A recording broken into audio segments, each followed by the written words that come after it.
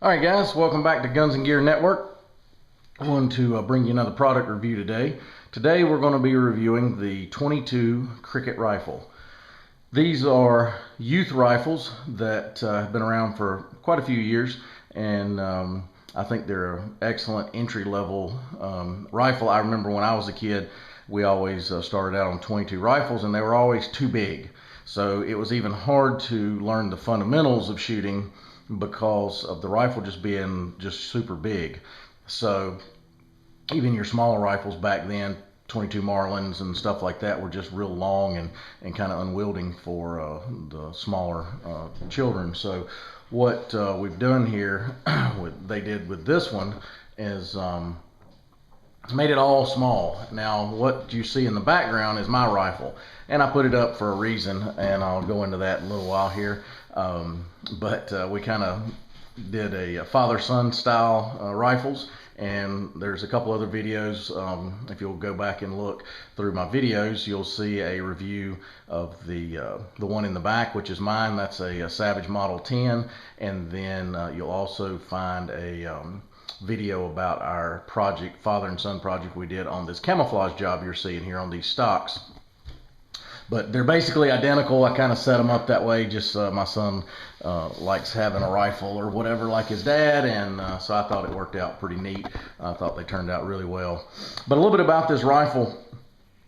They are designed for children, smaller kids, and they actually wouldn't make a bad little backpack option. Camp option if you want like a little survival rifle type setup, because it's super lightweight. They weigh very little, and that would be a good little backpack rifle. You know, it's a single shot, so you're not going to have a lot of ammo capacity or something, but if you want something on the cheap, this would work. These average about $99 for the standard version. They have some with like laminated stocks and so forth, but I got mine for like $100, so I think they range 130 and below. So this particular one, I bought it at one of the big box sporting goods stores. Caught it on sale. Actually, my wife had just had my son that day, earlier in the day, and then it was either that day or the very next morning.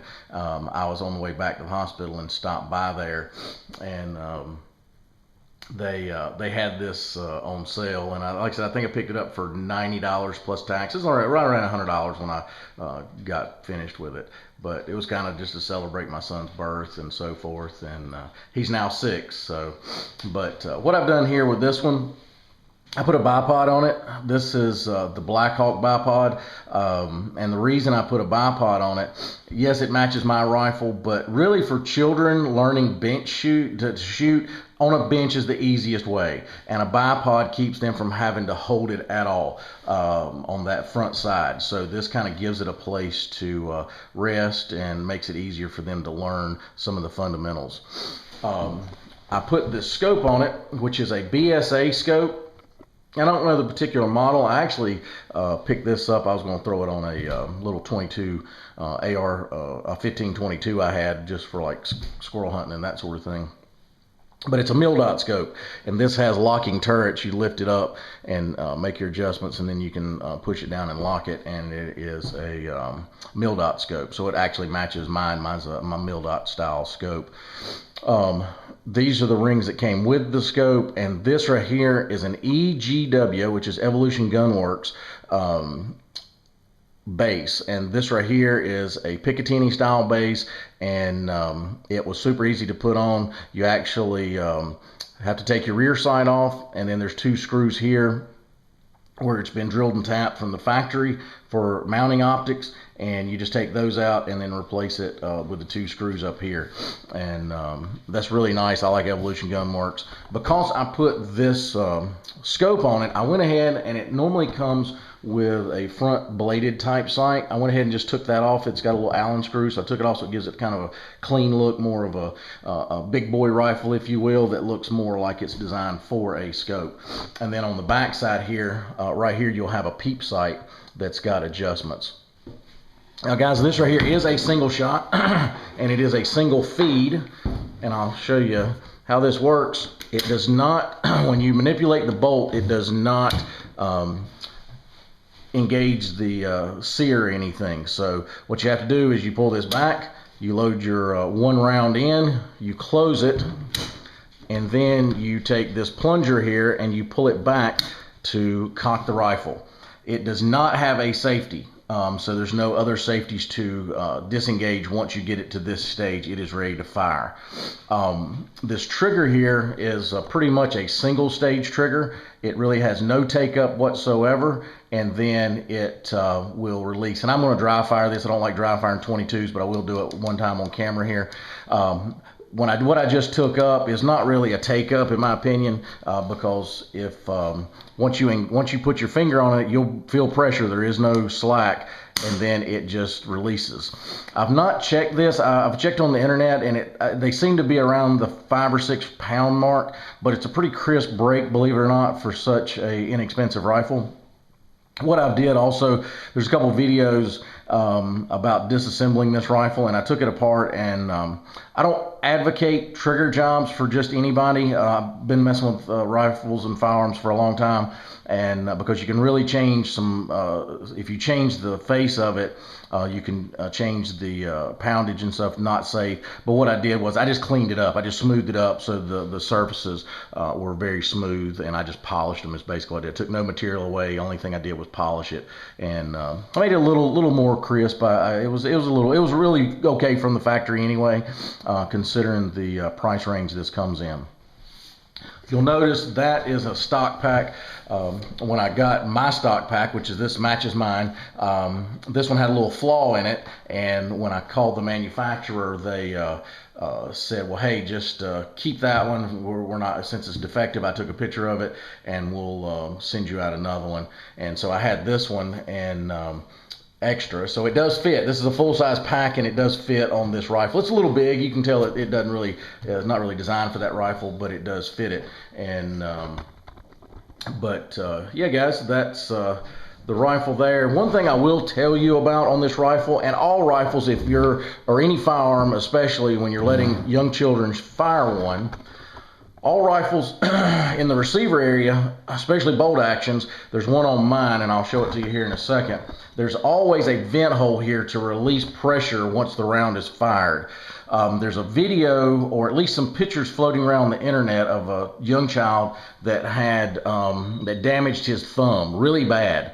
And I assume what he did, he was shooting, and kids grab rifles and firearms about anywhere just because they haven't learned about the proper way to grip. So a lot of times, if you're not paying attention, you'll see them holding up here when they're firing and so forth, and that's you think it's okay, and when in the end it's really not. So you need to pay attention to things. This has a vent hole right here, and if you look on my rifle, there's one right there, same thing, and almost in the exact same position as this one. And that's pretty standard on about any rifle. You will see that vent hole. When you are letting young children fire, make sure that their weak hand, or any hand, is not up here around this receiver area where these vent holes are. There's a lot of hot pressure gases that come out of that, and they can damage skin and stuff. That picture of that child with his thumb looked pretty brutal. So be very cognitive of that fact, that these things do have these. One thing I will mention, these plungers here, they originally were metal, and they switched to plastic. And I called Crickett and asked them if I could buy a replacement for this, because that's the weak point in my opinion. I wish they would go back to metal. I assume this just has something to do with trying to keep the rifle cost down as manufacturing costs and material costs go up.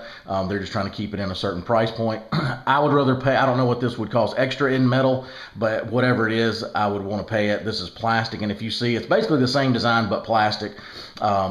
And they, so I called and I inquired them. I said, why don't y'all do them in metal? And they said, well, we used to do them in metal and we switched. And I said, oh, and I said, is there any way that anybody would have any of those metal ones around? And the guy said, hang on a minute. And he dug around, and he actually said, I actually have a few left. And he said, I'll sell you one of those. So I actually replaced this. It wasn't broken, but I knew that that was a weak point, so I wanted an extra part. I'm big on having extras of things that I think would cause an issue in the field that you can keep. And if you drop this rifle or something, that plastic piece may or may not break. I mean, you know, plastics today are a lot more durable with the polymers and stuff they're putting in them. But anyway, mine does have a metal plunger now, and I wish Crickett, if you're listening, Crickett, and watching this video, consider going back to a metal plunger. I just think it would make the rifle just a little bit better. And, you know, like I said, it's a great rifle. They're accurate and fun to shoot, and like I said, even for adults, they're fun to shoot because they're just so small and cool and lightweight. If you want just a little simple, really lightweight. Squirrel rifle or something like that, this right here would fit the bill for that. And if you notice, guys, I just got a sling in today. It's not exactly like mine. Mine's actually the one of the sniper style slings with the cuff built in, and this one is a nylon. But both of them are OD, and he'll like that really well because it matches mine. But anyway, guys, if you have any questions, let me know. If you have any comments, put those below. If you have any experience with any of the equipment we have here that you'd like to share with us, please do that, and we'll bring you another video here in the near future. And in the meantime, if you would like, share, and subscribe, hit that thumbs up for us. That always helps us. And anyway, guys, I'll talk to you soon, and I'll have you another video out here shortly. I appreciate it. Have a good day.